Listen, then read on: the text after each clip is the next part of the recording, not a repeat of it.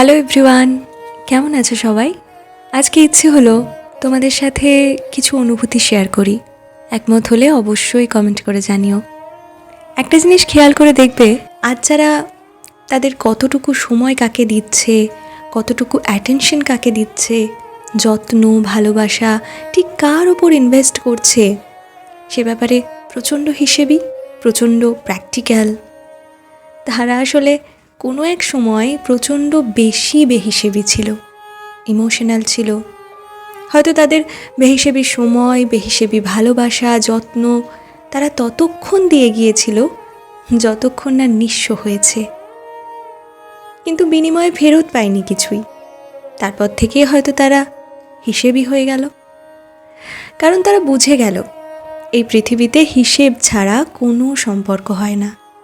ঠিক কতটুকু দিচ্ছি আর কতটুকু ফেরত পাচ্ছি সেটা হিসেব না করলে শেষ পর্যন্ত কবে মানুষ তোমায় পথে বসিয়ে দিয়ে চলে যাবে তুমি টেরও পাবে না।